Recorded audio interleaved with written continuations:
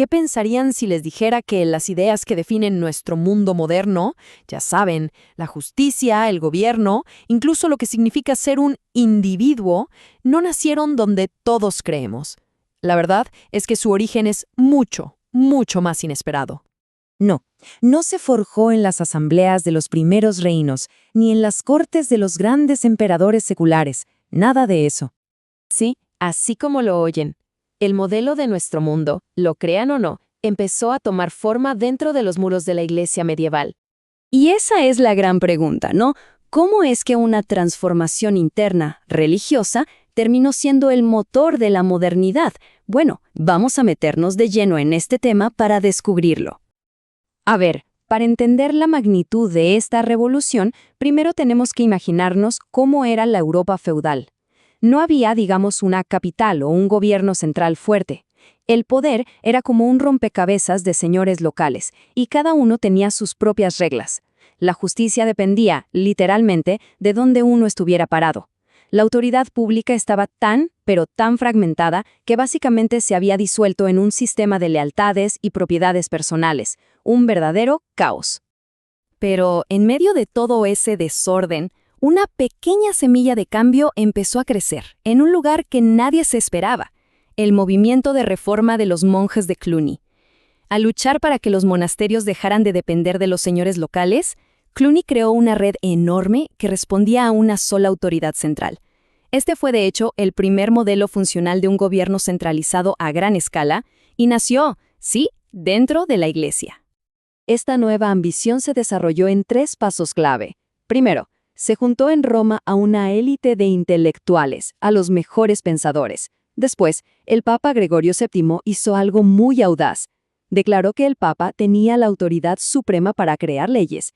Y finalmente, se construyó un sistema legal completísimo, el derecho canónico, que se convertiría en el primer sistema legal moderno de Occidente.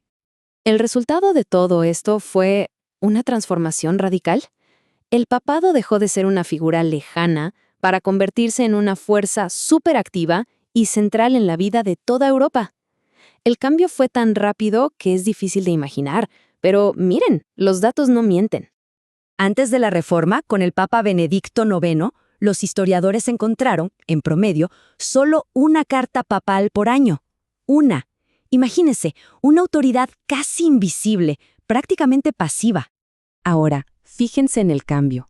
Con el primer Papa reformista, León IX, el número salta a 35 cartas por año. Pasamos de 1 a 35.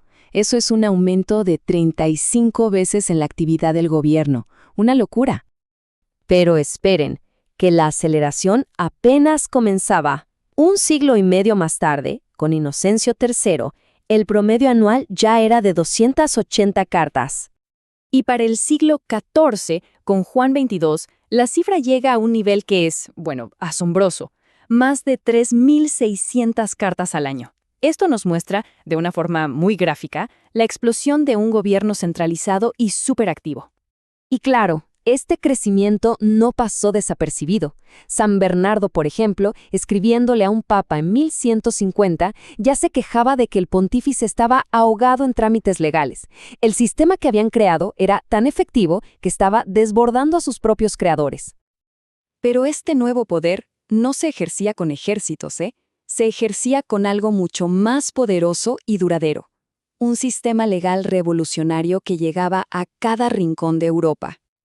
Para que se hagan una idea de su alcance, vamos a ver un caso real de mediados del siglo XII. Todo empezó con una pelea sobre los derechos de una pequeña iglesia en Normandía. Los curas de ahí decían que les habían quitado sus derechos. En lugar de resolverse ahí mismo, con el señor local, el caso viajó miles de kilómetros, hasta Roma, para ser juzgado en el tribunal del Papa. Y aquí viene lo más increíble. El Papa mandó las órdenes de vuelta, pero no a Normandía, sino a 2 obispos en Inglaterra para que ellos juzgaran el caso. Y ojo, que esto pasaba en medio de una guerra civil, cuando se supone que la autoridad local era la que mandaba. Aún así, todos esperaban que las órdenes del Papa se cumplieran. Increíble. Pero el derecho canónico no solo expandió el poder, hizo algo mucho más profundo. cambió por completo el significado de la justicia. Introdujo un estándar de racionalidad que chocaba de frente con las prácticas de la época. A ver, el punto clave aquí es el contraste. El sistema antiguo se basaba en pruebas de combate, o en sobrevivir a ordalías, que eran rituales casi mágicos. El nuevo sistema, el derecho canónico, exigía un proceso racional, evidencias, testigos, registros escritos. Básicamente, se pasó de la fuerza bruta a la razón. Y esta nueva justicia era, en el fondo, mucho más humana. Miren estos cambios. Se abolió esa barbaridad del juicio por ordalía, donde la culpa se decidía por si sobrevivías a una tortura. Se empezó a valorar la intención, la famosa mens rea, ¿fue un accidente o fue a propósito? Se les pedía a los jueces empatía, que se pusieran en el lugar del acusado. Y el castigo ya no era solo venganza, sino que buscaba la rehabilitación y la prevención. Vamos, estos son los pilares de cualquier sistema de justicia moderno. Estas ideas legales no se quedaron encerradas en los tribunales. Poco a poco empezaron a filtrarse en toda la sociedad, a redefinir las estructuras más básicas, como la forma en que las personas se organizan en grupos. Esto se ve clarísimo en cómo se desarrolló el concepto de corporación. El derecho canónico introdujo 4 ideas que para la época eran radicales.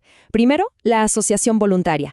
Cualquiera podía formar un grupo. Segundo, el autogobierno. Esos grupos podían crear sus propias reglas. Tercero, el consentimiento. Los líderes tenían que responder ante sus miembros. Y cuarto, la propiedad común.